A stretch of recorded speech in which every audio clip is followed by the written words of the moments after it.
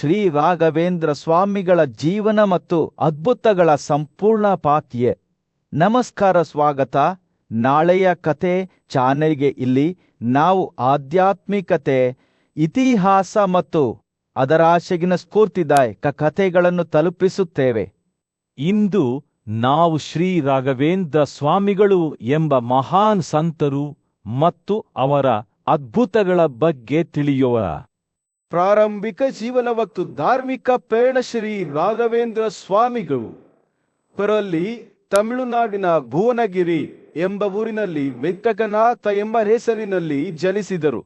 ಬಾಲ್ಯದಿಂದಲೇ ಅವರು ಅತಿ ಉಚಿತ ಬುದ್ಧಿ ಮತ್ತು ಭಕ್ತಿಯನ್ನು ತೋರಿಸಿದರು. ಅವರು ವೇದ, ಉಪನಿಷತ್ತುಗಳು ಮತ್ತು ದ್ವೈತ ತತ್ವಜ್ಞಾನದಲ್ಲಿ ಪರಿಣತಿ ಪಡೆದರು. ವಿವಾಹದ ನಂತರ ಅವರು ಗೃಹಸ್ಥಾಶ್ರಮದ ಜೀವನವನ್ನು ನಡೆಸುತ್ತಿದ್ದರು.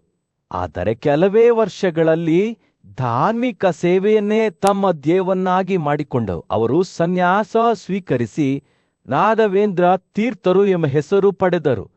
ಅದ್ಭುತಗಳು ಮತ್ತು ದೈವಿಕ ಅನುಗ್ರಹ. ಶ್ರೀ ರಾಘವೇಂದ್ರ ಸ್ವಾಮಿಗಳು ಅವರ ಅದ್ಭುತಗಳು ಮತ್ತು ಧಾರ್ಮಿಕ ಸೇವೆಯಿಂದ ಪ್ರಸಿದ್ಧರಾಗಿದ್ದರು. ರೋಗಿಗಳನ್ನು ಗುಣಪಡಿಸುವ ಮತ್ತು ಮೃತರನ್ನು ಜೀವಂತಗೊಳಿಸುವ ಶಕ್ತಿಯನ್ನು ಹೊಂದಿದ್ದರು. ಒಂದು ಸಂದರ್ಭದಲ್ಲಿ ಒಂದು ಬಾಲಕನನ್ನು ಹಾವು ಕಚ್ಚಿ ಸತ್ತಾಗ ಪವಿತ್ರ ನೀರು, ಚಿಮುರು ಮತ್ತು ಮಂತ್ರಗಳ ಪಠಣದ ಮೂಲಕ ಪುನರ್ಜೀವನ ನೀಡಿದರು. ಇಂದು ಸಹ ಮಂತ್ರಾಲಯದಲ್ಲಿ ಅವರ ಬೃಂದಾವನದಲ್ಲಿ ಅನೇಕ ಭಕ್ತರು ಮಿರಾಕಲ್ಸ್ಗಳ ಅನುಭವವನ್ನು ಪಡೆಯುತ್ತಾರೆ.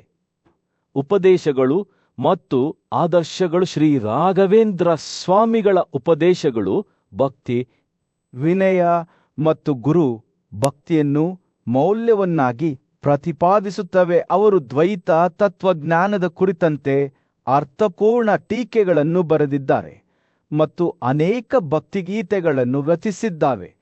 ಮುಖ್ಯ ಉಪದೇಶಗಳು: ಭಕ್ತಿಯ ಶ್ರದ್ಧೆ, ಭಗವಂತನ ಮೇಲೆ ಸಂಪೂರ್ಣ ನಂಬಿಕೆ ಇಟ್ಟು ನಿರಂತರ ಪ್ರಾರ್ಥನೆ ಮಾಡಬೇಕು. ಮಾನವ ಸೇವೆ, ಪರೋಪಕಾರವೇ ಪರಮ ಧರ್ಮ ಎಂದು ತಿಳಿಸಿದರು.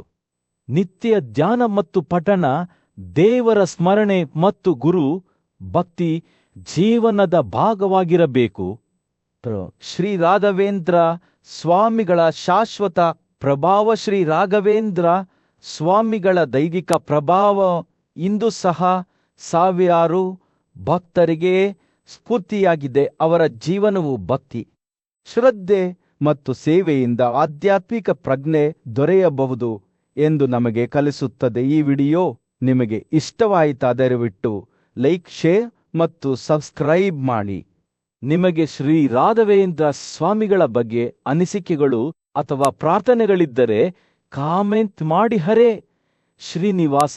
ನಿಮಗೆ ಯಾವುದೇ ತಿದ್ದುಪಡಿ ಅಥವಾ ಹೆಚ್ಚುವರಿ ವಿಷಯ ಬೇಕಿದ್ದರೆ ತಿಳಿಸಿ.